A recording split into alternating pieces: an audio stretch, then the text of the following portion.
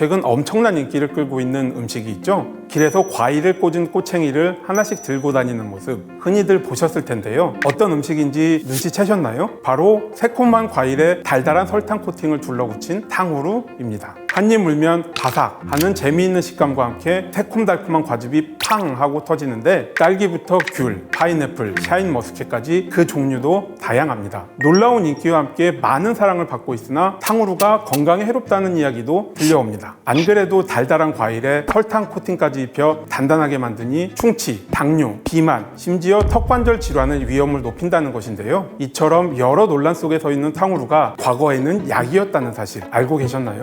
음식에 담겨있는 재난 이야기를 들려드리는 최후의 만찬. 저는 음식평론가 이용재고요. 제가 오늘 소개해드릴 음식은 탕후루입니다. 탕후루의 정확한 기원은 기록되어 있지 않아 여러 설이 존재하고 있습니다. 오늘은 그중 흥미로운 설 하나를 소개해드리려고 하는데요. 이야기는 12세기 말 중국 송나라 때로 거슬러 올라갑니다. 송나라 황제 광종에게는 사랑하는 황귀비가 있었습니다. 황귀비는 유난히 몸이 허약했는데요. 어느 날 그녀는 이름 모를 병에 걸려 모든 식욕을 잃고 몸져 눕게 되었습니다. 음식을 소화하지 못해 날이 갈수록 허약해졌고 황궁의 의원들이 나서 수많은 약재와 시술을 통해 병을 고치려고 했으나 모두 실패하고 말았습니다. 시름시름 앓는 황귀비를 보담한 황제는 전국의 명의를 황궁으로 모아올 것을 명령했습니다. 명의라고 불리는 의원들이 전국에서 모인 만큼 쉽게 치료가 진행될 줄 알았으나 이게 참 쉽지 않습니다. 의원들을 여러 치료해도 황귀비의 병이 나을 기미가 보이지 않자 의원들이 난색을 보이고 치료할 수 없을 것 같다며 두 손 두 발을 듭니다. 이러한 상황에서 황제는 속이 점점 타들어갑니다.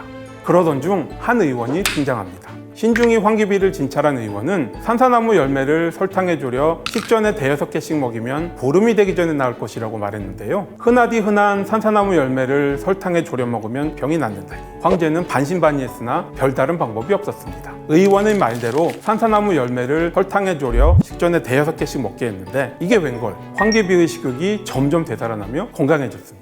실제로 산사나무 열매는 소화기 질환과 심혈관 질환에 도움이 되며 심신 안정 등에도 효과가 있다고 알려져 있고 설탕은 고대 그리스에서 방광과 콩팥을 위한 음료수라고 불리며 수입 의약품으로 취급되었습니다. 어쩌면 이 재료들이 황귀비의 병에도 영향을 미친 게 아닐까요?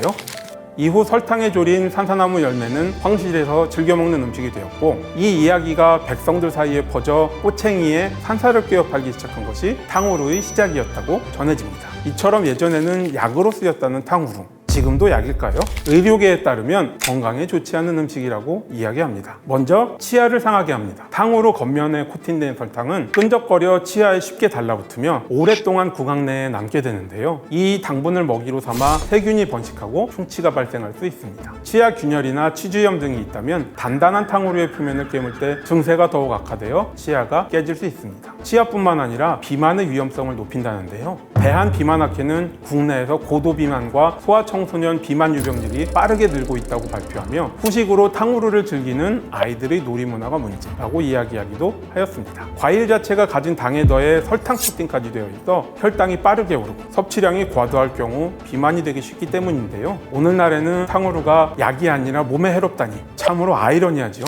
오늘 들려드린 탕후루에 대한 이야기 어떠셨나요? 탕후루는 모든 의원들이 포기한 상황에서 시도한 최후의 방법에서 탄생한 음식이었습니다. 달달하고 새콤한 간식으로 애용되는 탕후루와 함께 치료할 수 없는 병으로 고통받지 않는 세상을 기다리며 그런데 탕후루를 만들 때 설탕의 녹는 점은 185도라고 하는데요. 이 끈적한 설탕물이 피부에 떨어지면 심한 화상을 입는다고 하니 먹을 때도 만들 때도 한 번 더 조심하시길 바랍니다. 지금까지 이용재였습니다.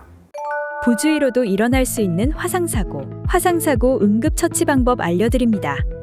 화상을 입었다면 병원 진료에 앞서 화상 부위를 빨리 식혀주세요. 흐르는 수돗물에 화상 부위를 대고 통증이 가라앉을 때까지 30분 이상 식혀주세요.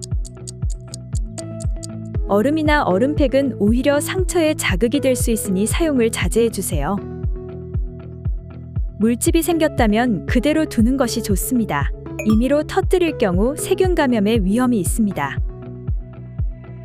통증이 가라앉으면 깨끗한 천이나 붕대로 화상 부위를 감싼 후 병원에 방문하세요.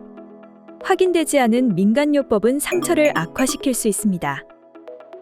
되도록 병원을 방문하여 치료받는 것이 좋습니다. 빠르고 올바른 응급처치 방법을 기억해 침착하게 대처하세요.